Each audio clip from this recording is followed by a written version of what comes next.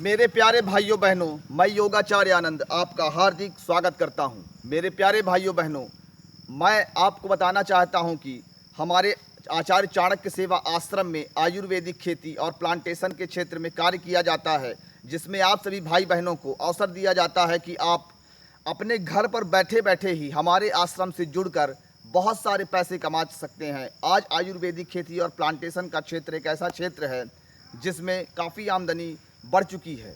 मेरे प्यारे भाइयों बहनों, आप जुड़े रहिएगा, निरंतर आपको इसकी जानकारी प्राप्त होती रहेगी। अधिक जानकारी के लिए आप हमारे मतलब मोबाइल नंबर पर भी संपर्क कर सकते हैं। पर्सनल कांटेक्ट करने पर अधिक जानकारी आपको प्राप्त होगी। लेकिन आज रक्षाबंधन का परम पावन त्यौहार है और मैं रक्षाबंधन से जुड़ी हुई एक छोटी सी कहानी आपको सुनाना चाहता हूँ। मुझे बड़ी अच्छी लगी थी तो मैं सोचता हूँ कि उसे आपके साथ भी शेयर करूँ। यह कथा सतयुग की है। कहते हैं जब महाराज बलि ने सारे लोगों पर अपना अधिकार कायम कर लिया था और वह एक यज्ञ कर रहे थे, उस यज्ञ के प्रभाव से जो उनकी सत्ता थी वह चिरकाल के लिए स्थापित हो जाती। स्वर्ग के देवताओं को वो हरा चुके थे, स्वर्ग पर कब्जा कर चुके थे, मतलब सारे लोगों पर महाराज बलि, राक्षस राज बलि का कब्जा हो चुका था। तो सारे देवता परेशान हो गए कि ये तो हमारे राज्यों को जीत ही चुके हैं, लेकिन यदि इनका ये यज्ञ सफल हो गया तो ये चिरकाल के अधिकारी हो जाएंगे, फिर इनका सत्ता पलट कभी हो ही नहीं सकता। तो सारे देवता परेशान हुए, भगवान विष्णु के पास गए।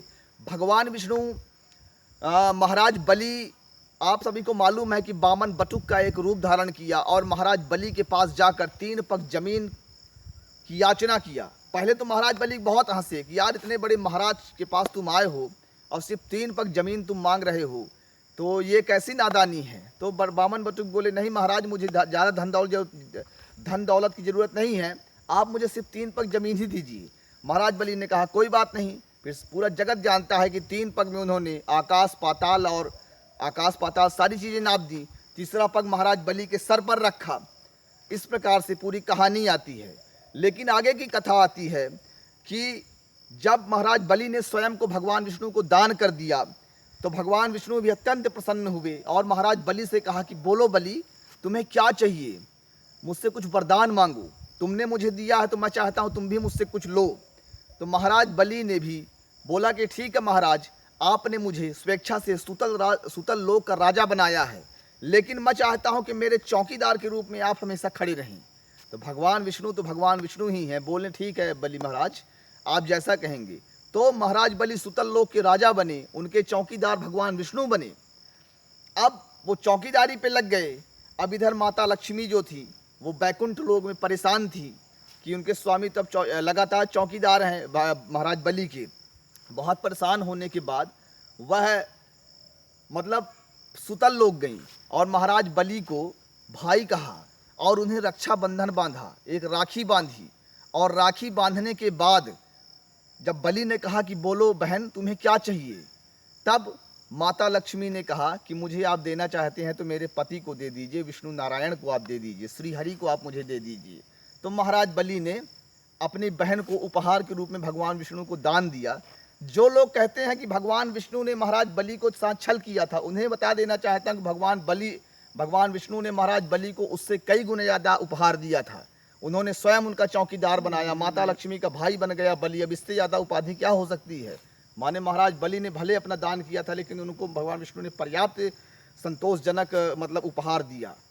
अब ये ऐसे ही मतलब रक्षाबंधन का एक प्रचलन आया। राखी का जो त्यौहार जो हम लोग मनाते हैं, कहते हैं माता लक्ष्मी ने सबसे पहले महाराज बलि को राखी बांधी थी और उसी की परंपरा से आज हमारे हिंदू समाज में रक्षाबंधन का परम पुनीत त्यौहार चलाया जाता है, त्यौहार मनाया जाता है। आज रक्षाबंधन का परम पावन त्यौहार है।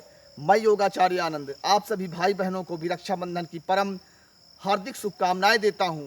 आप सभी हमारे इस परंपरा को जीवित रखिएगा। भाई बहन का जो एक परम अनमोल रिश्ता है, आप उसका हमेशा सम्मान करिएगा और ध्यान रखिएगा कि आपको हमेशा सदाचार का पालन करना है और हर भाई अपनी बहन की रक्षा का यहाँ माने वचन देता है तो उसे निभाए भी। और फिर से मैं कहना चाहता हूँ कि हमारी हिंदू संस्कृति, हमारी हिंदू परंपरा जो है अत्यंत श्रेष्ठ है। इस परंपरा का हम सभी को अपनाना चाहिए और इतना परम पुनीत पावन हमारी यह जो धरोहर है, हमारी संस्कृति, हमारे त्यौहार, ये सब जीवित बने रहें। इसलिए अपनी इस धरोहर को कभी मिटने मत दीजिएगा, हमारी संस्कृति की रक्षा करिएगा।